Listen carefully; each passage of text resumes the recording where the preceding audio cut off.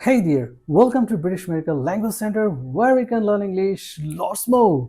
Today I'm here to talk about a specific thing that might help you. Where? While you are writing IELTS Tax 2, and of course, while you are speaking. What are you waiting for? Let's get started.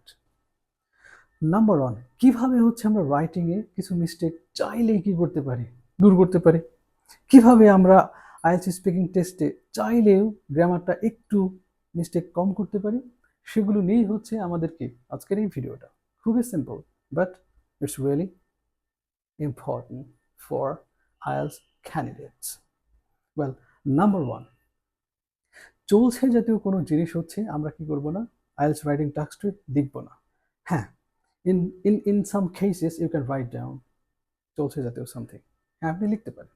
কিন্তু যাদের জন্য আমি ভিডিওটা বানাচ্ছি আসলে যাদের বেসিকটা খুবই খারাপ, যেহেতু আপনি এটা লিখতে পারছেন না, ভুল হচ্ছেই বারবার, আমি চলছে জাতীয় জিনিস আইএলটিএস রাইটিং টাস্ক টুয়ে লিখব না। আমি আবার বলছি, চলছে জাতীয় জিনিস আমরা আইএলটিএস রাইটিং টাস্ক টুয়ে লিখব না। কেমন? For example, he is going to varsity, সে এখন ভার্সিটিতে যাচ্ছে। আপনি আইএলটিএস রাইটিং টাস্ক টুয়ে এমন কেমন দেখে না সে এখন ভার্সিটিতে যাচ্ছে। আপনি বলতে পারেন কি, he had a plan to go to varsity, he has a plan to go to varsity. That's কুল। এখন আপনি বললেন যে না আমি আইএনজি দিব, ওকে, আপনি ভুল করতে থাকেন। এবার যখন বেসিকটা আপনার কি হচ্ছে, লেভেলটা একটু আপ হচ্ছে, আপনি বেশ ভালো পারছেন মনে হচ্ছে, হ্যাঁ, in some cases you can use verb plus ing, that means in Bangla চলছে। আবার এটা মনে করা দরকার নাই, যেমন আপনি বললেন taking breakfast, I will meet you. আপনি তো বললেন ভার্ব প্লাস ing দেওয়া যাবে না, কিন্তু আপনি তো ফার্স্ট দিয়েছেন। হ্যাঁ, এটার মানে চলছে না। এইটুকু আপনাকে একটু খেয়াল রাখতে হবে। Got it. নাম্বার টু, যে ভুলটা আমরা যেতে পারি, যে ভুলটা আমরা চাইলেই একটু এড়িয়ে যেতে পারি, কোনটা? Am is are was were verb plus ING use না করে, যেটা মানে চলছে চলছিল এটা বাদ দিয়ে আরেকটু কি ইউজ করতে পারি? যেমন বললেন যে সে প্রত্যেক দিন অফিসে যায়, he goes to office everyday. এই যে he she it any name present সিম্পলে এটার উপরে যে এস বাই এস হবে, এটা মাঝে মাঝে লিখতে গিয়ে বলতে কি মনে থাকে না। সো অ্যাভয়েড ইট। এটার ক্ষেত্রে আপনি কি লিখবেন?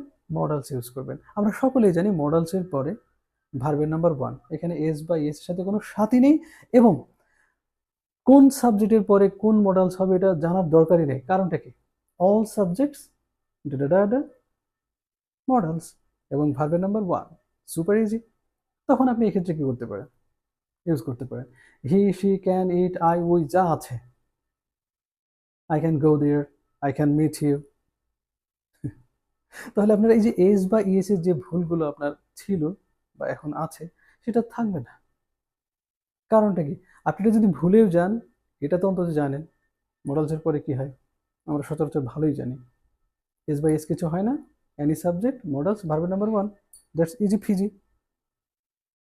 যদি আপনি প্যাসিভ ইউজ না করেন আর কেউ কোনো কিছু হবে, সেই ক্ষেত্রে যেমন he can B a doctor, এগুলো কিন্তু আপনার কি আগেই নলেজে থাকা লাগবে। আমি ভিডিওটা বানাচ্ছি যাদের এই ভুলগুলো হয়, জাস্ট কীভাবে ভুলগুলো এড়িয়ে যাওয়া যায় এই জন্যই। এখন আবার এটা বলা শুরু করবেন না প্লিজ, এরপরে তো আরও অন্য কিছু ইউজ করা যায়। হ্যাঁ, যায়। So from today you will just try to use these two tips. Number one, avoid verb plus ing, যেটার মানে হচ্ছে চলছে। Number two, কোনটা? Just try to use models. Okay? আর এভাবেই হচ্ছে কি আমরা চাইলে গ্রামাটিক্যাল কিছু মিস্টেক্স এড়িয়ে যেতে পারি। So guys, you will have thousands of videos on my page and on YouTube, English with Professor, about learning language, English language. So that's all for today, and meet you in the real class. Till then, be cool. Bye.